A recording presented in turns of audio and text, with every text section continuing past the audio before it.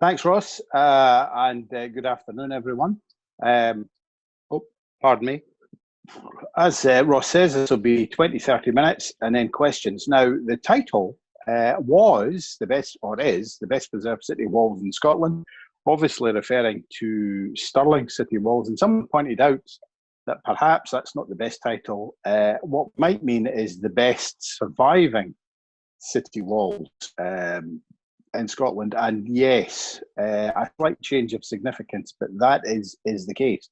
And one of the reasons that our city walls survive as opposed to Perth or Stirling, it's Perth or Edinburgh, is that we never expanded in the same way that Edinburgh expanded. So the picture, this slide in front of you is the back of Allen's. That's a ducat built on top of the gun bastion, the gun position on the bedrock there, and that's the back walk. And in Edinburgh, there would be closes running down that slope because the city expanded beyond its medieval size. Whereas what we did is our expansion came slightly later, and the back walk was kept basically as ornamental ground between the old city and then the new boroughs, the King's Park, Allen Park, the mid and late 19th century expansion, Stirling's second wave, which is money from Empire. Anyway, slide 2, please, Ross. Now, famously, Stirling City Walls were only ever built on the south side. There were, on the north side, there was no wall. There were gates. So there is a gate at Friars Wynd. There's a gate on St Mary's Port, or St Mary's Wynd, called St Mary's Port, which is the gap between Kingstables Lane and Irvine Place. And the reason there was never a formal wall was because the ground was low-lying and boggy at the back, as we'll see, and nobody thought they would be attacked from that direction. Now, the pictures here, we have the bottom left, the pub, the City Walls, built into the city wall. That is the city wall there. Top left, as you're looking at that, is the Kingstables Lane. That's the borough, that's the boundary of the borough, the old wall there. That's where the St Mary's Wynd Port was, the gate was. Top right is the bottom of Irvine Place. And that is a later addition to the wall that gives you a kind of a feeling for the nature of the defences on the north side. This actual wall is possibly 1650, possibly built to defend against Cromwell. We'll hear about him later on. And then obviously bottom right, the sign for the Barras Gate, which the sign underneath is from World War II and shows the direction to an air raid shelter. Barras vanishes in the late 18th century. So if we get slide 3, please, Ross. Now, slide 3 shows the location of 2 ditches, and just to be clear where we are in front of the station and running to where the old Provost Pool went. The swimming hole is now the Premier Inn, and this was very low-lying and boggy. This was certainly a boggy area when the Dominican Friary was established there. There are, however, a series of ditches. Some of these ditches have been known as the Stank. These are, some of them are drainage ditches to help create land. Some of them are defensive. We've got 12th century pottery in some of them. We've got the remains of the 13th century Dominican Priory in them. They're dug out again in the 17th century for Cromwell, again, as we'll hear. But so this northern side of the city wasn't without defences, but it didn't really have a kind of formal set of defences as we have on the south side. So next slide, please, Ross.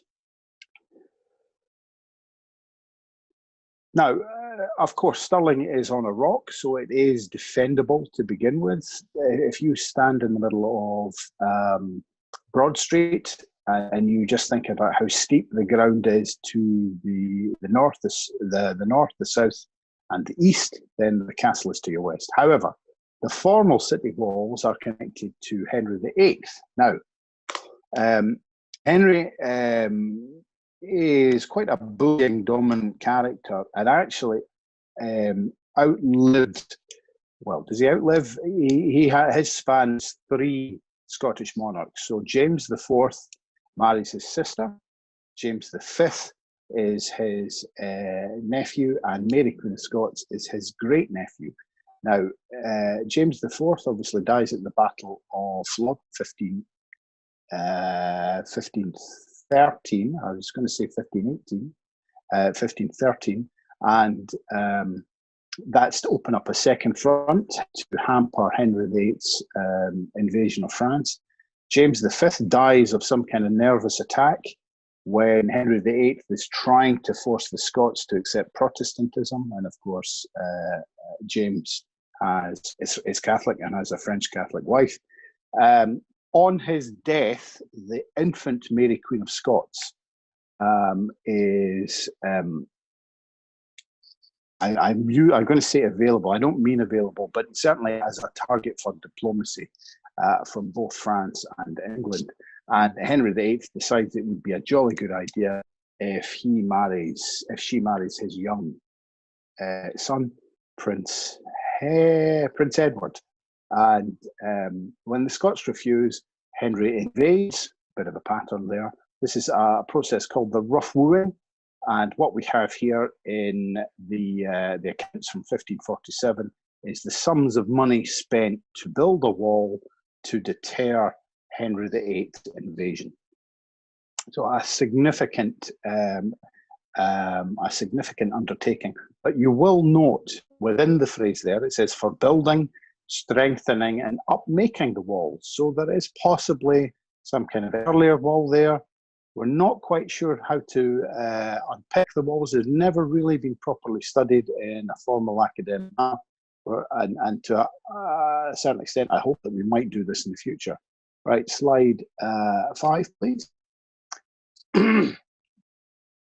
Now, this shows Cowan's Hospital, which is built in the early 17th century. And it's just to say that the southern face, the southern wall of Cowan's Hospital is actually built to the same specifications as the medieval wall. So the wall, the concept of the wall was still being maintained and defended into the 17th century. Right, next slide, please, Ross. Now,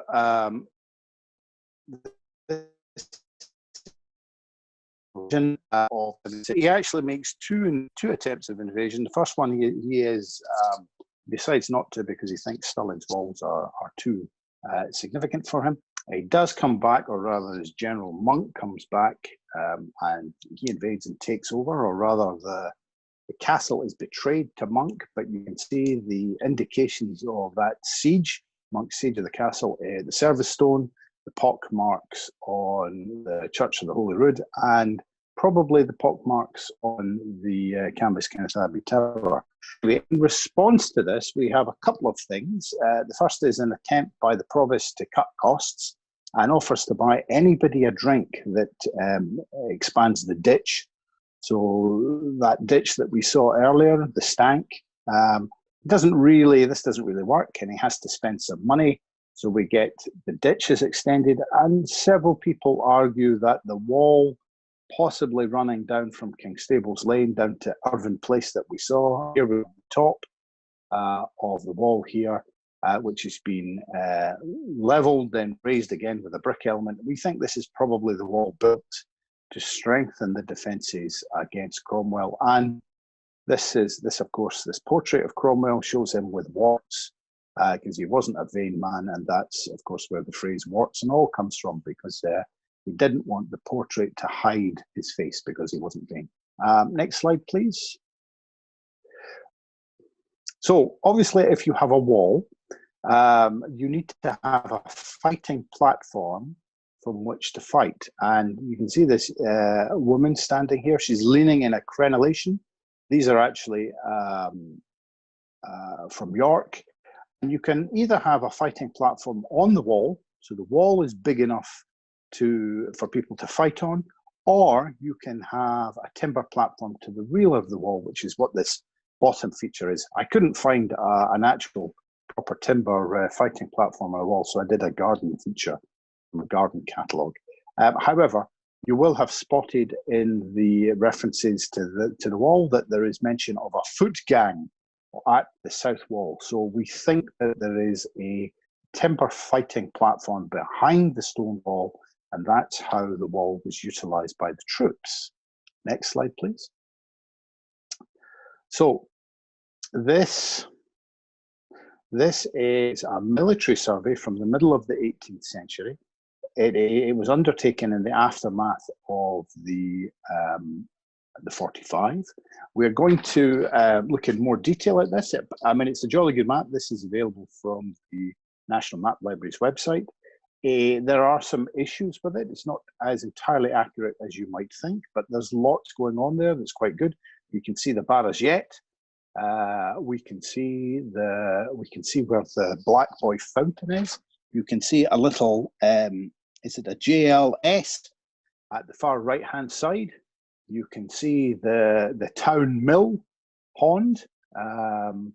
You can see the churchyard, Kirk of the Holy Rood. You can see Counts Hospital. Well worth looking at this map. However, the key point here is to note that there are no defences to the north. There is no city wall, there's no informal wall, there's no ditches. You can see St Mary's Port, the gate at St Mary's Wynd. And it's interesting to note that in the aftermath of 45, obviously because the town threw its gates open to welcome Bonnie Prince Charlie, they presented him with a key. The key had been in Bannockburnhouse where he was staying. It's now in the Smith Museum, and ostensibly this was done because they didn't want the town to suffer in the onslaught of a Jacobite invasion, and they justified it by saying there was no defences to the north. So what was the point of resisting from the south? Anyway, you can make up your own mind about that if you want. Of course, we know that the Jacobite siege, this is the last siege of Stirling Castle, that they had gun emplacements at Gibbon Hill and at Ladies Rock in the cemetery. Anyway, so next slide, please. Now, what this attempts to do is a bit of a blow up of the 18th century military map, which is by Lay, I forgot to mention, and then 100 years later, the 1850 Ordnance Survey map. And they are meant to be echoing the same kind of area. So you will know that the city walls curve up as you walk up towards the library and Corn Exchange Road. And you can see that there isn't quite the same level of curve between the 18th century map and the 19th century map. The curve is there, but it's nowhere near the same scale as the curve on the Ordnance Survey map. And just to say, the quarry to the right of the curve is where those new student houses are being built. And then obviously further along is Barras Yet and the Nationwide.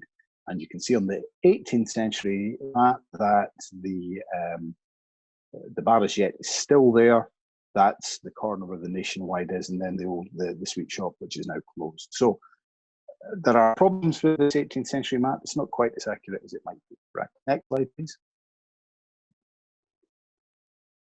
Now, you will also see that it, however, contains some details that we are missing. So the map at the bottom is the thing I showed from the beginning.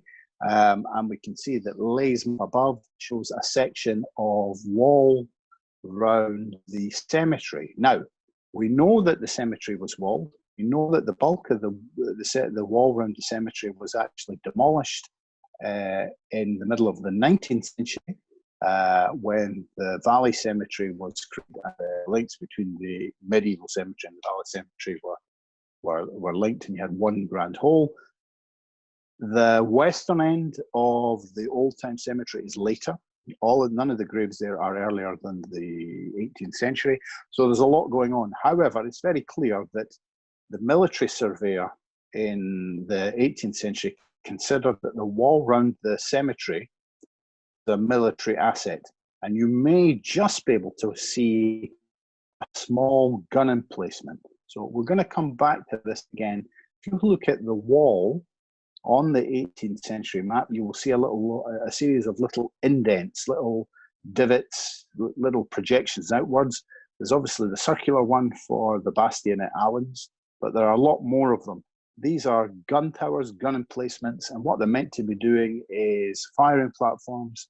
They're meant to provide a projection from which you can shoot east, west, and slightly further out, perhaps as a cannon on them, a variety of things. But we'll have a look in detail at those a little later. Right, next slide.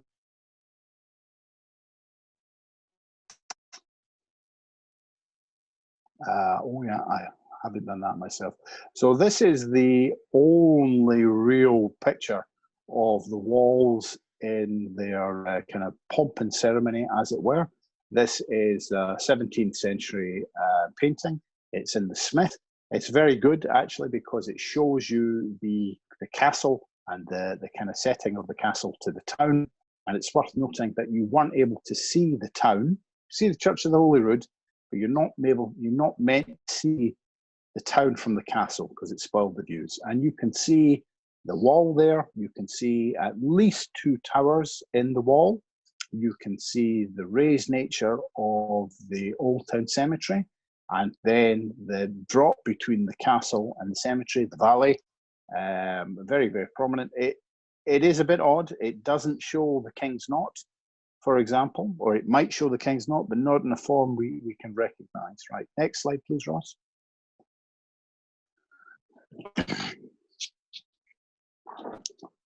So this slide, what it does is it takes the Leys map and it takes the 17th century painting and points out the various points of commonplace. So if we start from the right-hand corner, we can see the tower of the Barras-Yett. Moving up, we can probably make out the tower of the bastion at the back of Allens. We can see quite a biggish building, which is probably on the wall at the Tolbooth, and we can see roughly where that is. We can see the wall in the around the cemetery, and perhaps this might imply that this is a later addition. The wall that Ley maps might be later, might not be on the 17th century one, or perhaps the 17th century artists simply never thought it was worth recording. Next slide, please, Ross. Now, the top illustration is from the British Museum and records a spy's illustration during the 45 campaign or immediately afterwards. And it shows you a tower in front of the Church of the Holy Rood. And of course, the perspective is a little difficult here, but I am linking this to a feature on Ley's map, that sits on the in the Old Town Cemetery. So that clearly shows a tower. It clearly shows a tower in front of the Holy Rood. That's the only candidate. Right. Next slide, please. So I just quick focus on the gates. So we have Pont's map from the late 16th century. This shows, we've seen this before, but just to show you the Barras-Yett, we've got a kind of plan of the Barras-Yett showing the water from the town burn, which runs from the Park Loch. We're going to return to that. And then within municipal buildings, this stained glass is meant to show the Barras-Yett. I'm not really sure what that's based on. It's a bit weird, frankly, but it is meant to be the Barras-Yett. But it was equally constructed 100 years after its demolition. So just for the sake of having it. Anyway, next slide, please. So some of you will have seen this before, especially if you play golf. This is the Park Loch. We mentioned this. Sorry about that. Someone was trying to phone me. We mentioned this last week at the other lecture. This is fed by water. There was a sluice. The sluice emptied out down through Victoria Square onto Dumbarton Road, and then runs under the barragette or to the side of it. It may have acted as another set of defences. Next slide, please, Ross. So when the kingdom is at peace, so after the 45, late 18th, early 19th century, Stirling starts to expand. We get money from empire. There's internal visitors. There's a kind of a booming economy. Medieval city walls are no longer appropriate, so we start to see various bashes through it. So we obviously have two different types. We have just holes battered through it. So Academy Road here, obviously Corn Exchange Road by the library. We also have gates imposed. So we have the hangman's entry, which is just down from the youth hostel. And of course, we have the youth hostel entry, although that was to the Mary Erskine's church when that was a church. And obviously, the bottom right side is the gun emplacement, which was quarried away. This is the thing that protected the barragette. And that's where that new student housing is going opposite Allen Park. Right, next slide, please, Ross.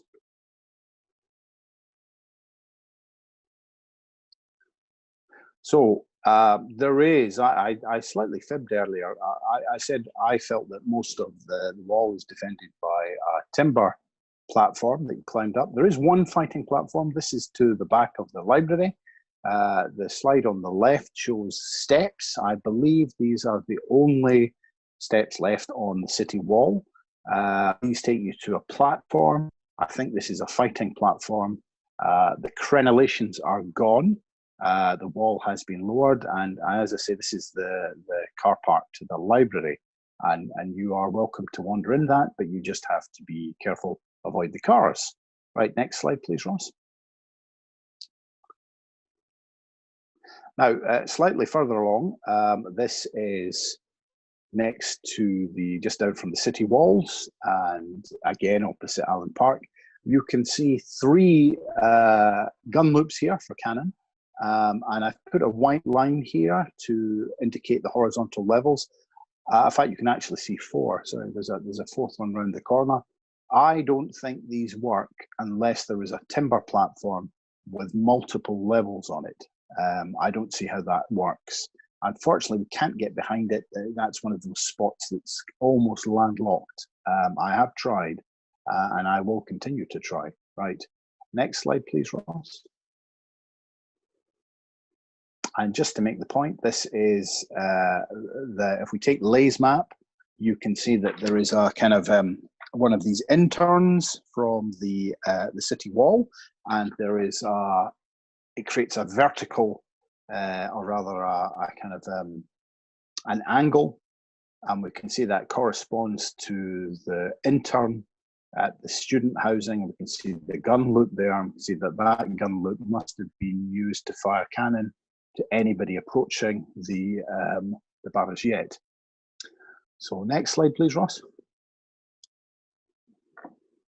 Now, this is under the thistles. So this is from the middle of the 19th century. The blue line shows what was known as the Braw Port at the bottom of King Street. This is where the entrance to Boots is. I've actually been under it. It's quite interesting. One of these days I may dig out those pictures and videos. That wasn't so much a gate as a hole in the wall that could be sealed up in times of trouble. It's quite interesting. Now, you can see the red line, the red arrow, is coming from something called the Port Mill. That is what is known as the Thieves' Pot. It's the second bastion in the city wall. It survives under the thistles. And if you go into the basement, you can see a gun loop. From the outside, that's the gun loop, the picture to the bottom right, and that was designed to fire at anybody approaching the Dirtraw port. So that's quite interesting, actually. Well worth a wee look. And there is an entire buried and sealed street under the thistles. which is quite interesting to visit, but you do need their permission. Right, next slide, please. Now, this is a rather complicated looking slide. The black circles indicate what survives. The red circles indicate sections of the wall that have been demolished between 1850 and the 1950s. So we can see, if we start to the right, the barrage yet is gone. We can see that Corn Exchange is gone. We can see that the section for the academy, the high school is gone. We can see that the section running up to the Old Town, well, not the Old Town jail, on, but equally, the black circles show you what survives. So, rather surprisingly, if we look at the top left photograph, this is the thing that Leigh thought was worth recording, that it was on the mid 18th century illustration of Stirling from the south. That survives. The footprint that survives under that ivy. Moving to the bottom left, and this is just next to the Old Town Jail and is in the ground of Mary Erskine. And we're going to come back to this, but you can see three sets of crenellations, then a lower gun loop, and that this corresponds to the kind of fag end of a tower. I think it's the tower that was there on the 17th century painting. We've spoken about the bastion at Allen's, the staircase, and then the gun loop to the barrage yet, and the gun loop to the Thieves' Pot.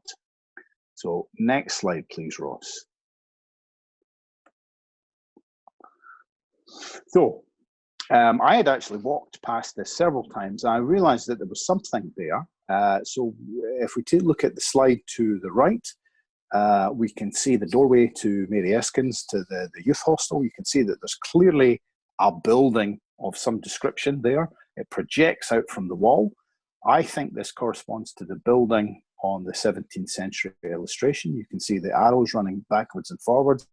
And then we have a view to the front of that. And as I say, you can count 3 crenellations at the top and a gun loop underneath. Now that's important because it means that the ground level behind must have been accessed by both a staircase to get to the crenellations, and then there's a gun loop underneath. So next slide, please, Ross.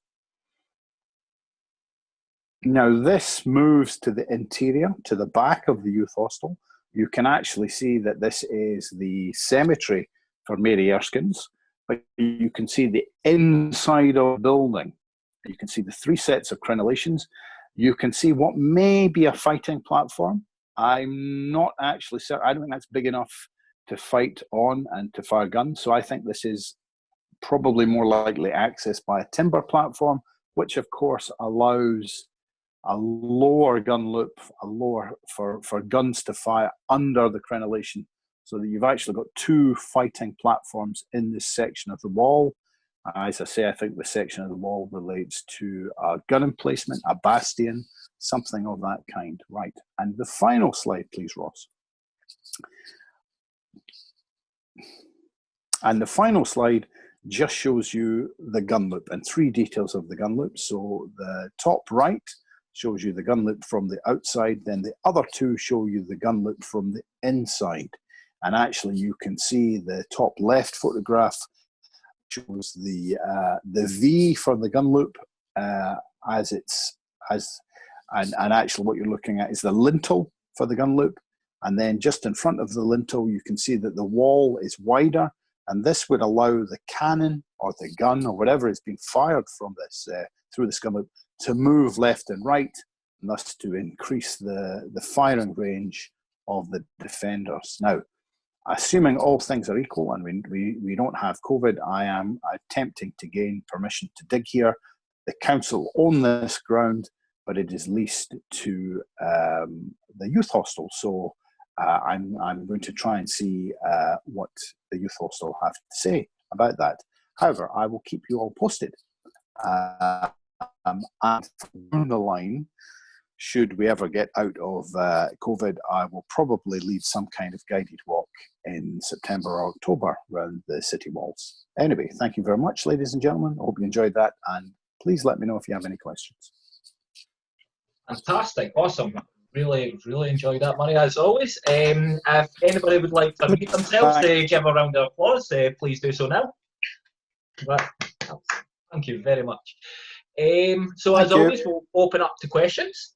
So if you do have a question, if you raise your hand, and we can either unmute you and thingy. So D. Jessamine, I see you. Hi, Murray, it's Douglas here. Hi, Douglas, yes. Murray, the bastion you showed in the last few slides, there seems to be, from the painting, a perpendicular wall running down the hill, but not in Lay's map. Is there any signs of any of these perpendicular walls remaining? Yes, hi Douglas. Yeah, there are let me just think. There are 3 of these walls surviving. They don't quite correspond to the they don't quite correspond to the picture, and Lay, the first edition, but if you start from, let's think about this, the behind the Smith. So if you go behind the Smith, which I think is roughly under the bastion that we were talking about by the Old Town Jail and the youth hostel, the footings of that wall survive. And then if you walk west to the Butt Well, you find another of the walls there. And then if you walk west again along the lower back walk, you found another wall. And what you're looking at there are the one, the most western one that runs close to the Raploch fire station. That's probably the original 12th century boundary of the Royal Park. And as you come further towards the Smith, what you're looking at are internal divisions amongst the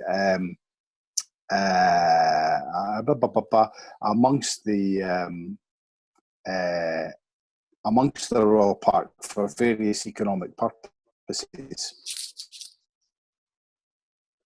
Okay, thanks. Does that make sense? Yeah, no, it does. Yes. Thanks. Thanks, Douglas.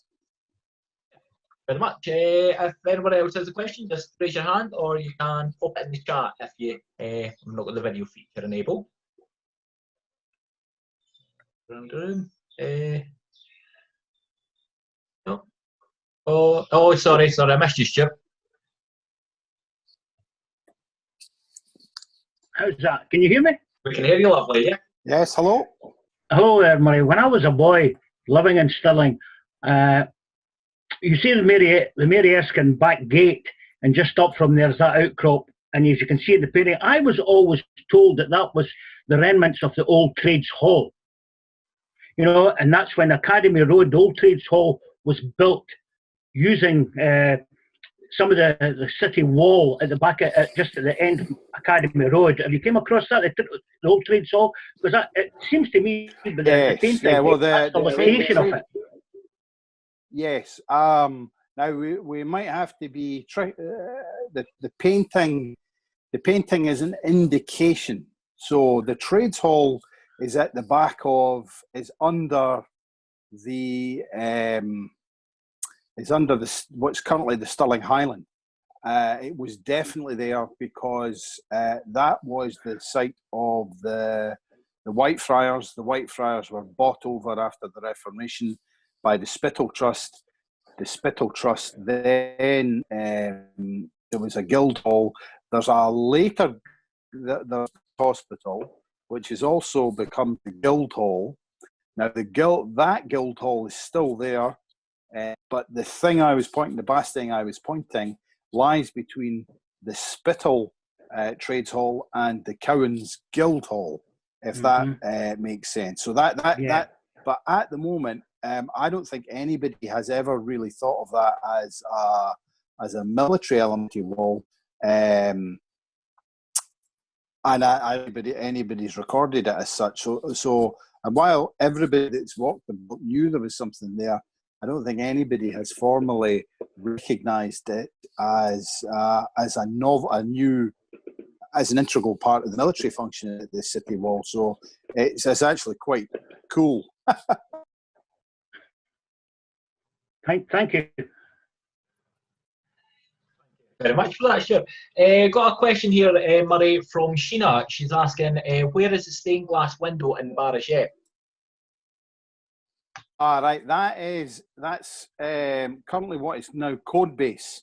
So what was known as the municipal building. So that's completed 1918 and is obviously it's opposite the library in Corn Exchange Road.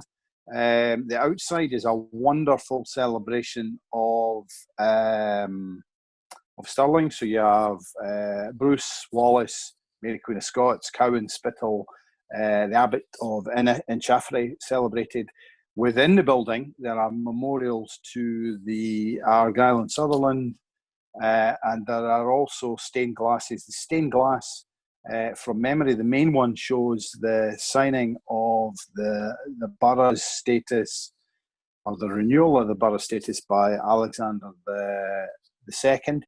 And on the floor, the first floor of that building, there is the glass showing the Barragette.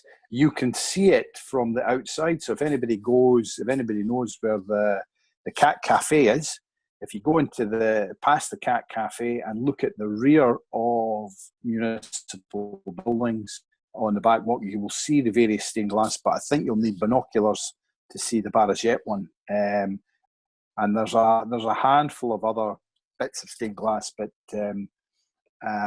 yes, that's where the Barragette one is. Excellent. Thank you very much for that. You were talking a bit on Cromwell's time during here on your talk. I believe that when he was up here, that he possibly sat at Drummond's Hall, which was one of the older houses located on Bannockburnhouse estate. What other sort of impacts did Cromwell have on Stirling? Well,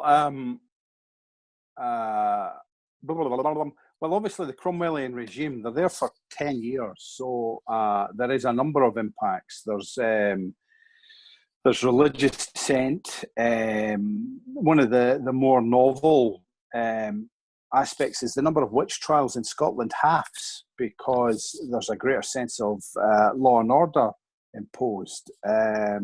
You start to have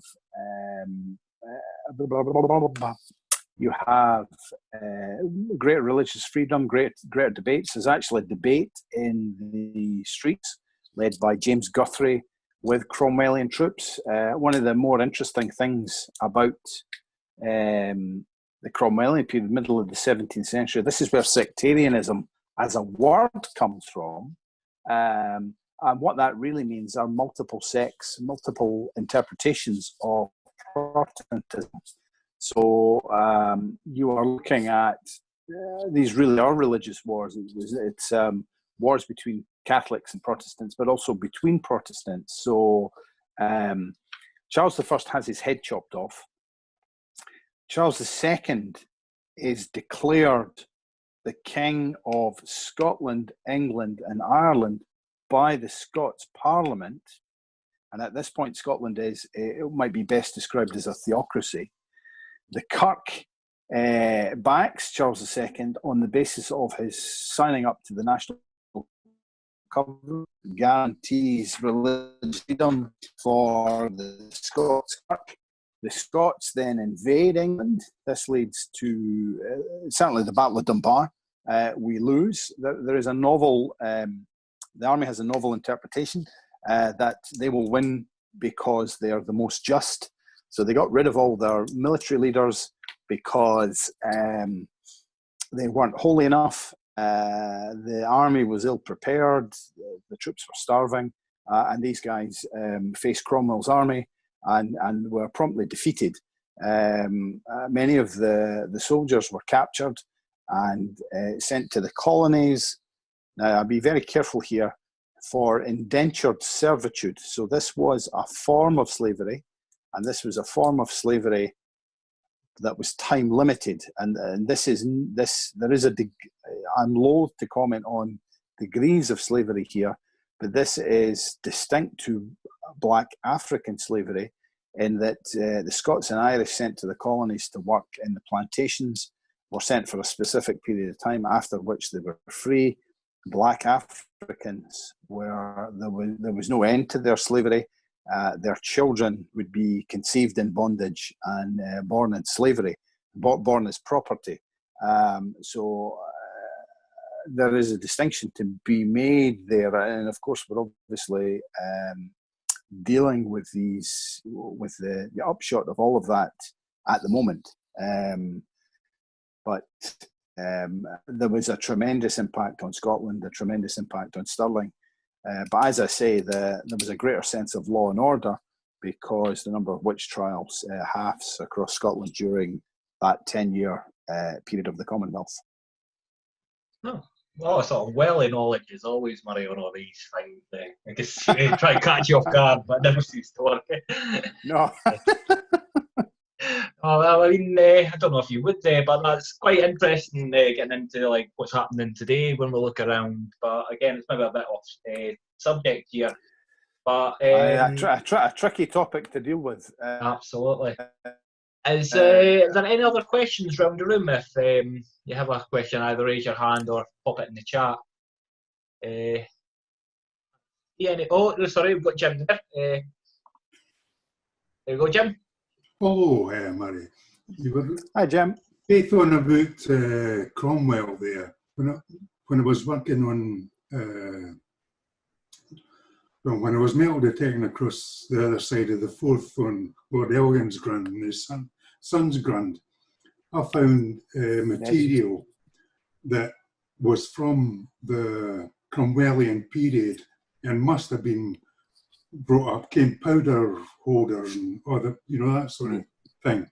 And I was speaking to David Caldwell about something else, and we exchanged emails, and he reckons there's Cromwell built a defensive wall somewhere around Airth. Do you know anything about that? Or? No, I mean, it's one of those tricky things for me, Jim, that literally the other side of the Stirling Council boundary, I just drop off. I don't drop off. My knowledge base drops off. Cromwell was building all over the place, so I think there's a Cromwellian elements of Cromwellian citadel surviving in Dundee. There's certainly a Cromwellian gateway in Leith, which survives to this day. And anybody that knows Leith will know it well. But yeah, I'm afraid I don't know about that, Jim. I would have thought it would be quite easy. I would have thought Jeff would know about it. Right. Well, I know David thought Cromwell had built a defensive system round about the Airth area, and I actually sent him the finds from that period I had found across the Forth. Like, you can't, sent him photographs, so I don't know if it was helpful to him or anything, or whether he discovered parts of the wall that Cromwell built, or he just gave up. But obviously there can't be much there. Yes. Brilliant. Thanks, Murray. No problem at all, Jim. Right, my son. Brilliant. So I don't think there's any other question, but one last quick look around the room. If any questions? No. So I think that's us. That's okay. Free man, Murray. Thank you very much as Ross. always. Incredibly interesting. So a round of applause, if you may, for the fantastic Murray Cook. And we look forward to seeing you next week. Brilliant. Thank you very much, everyone. Bye for now. Bye. Bye-bye.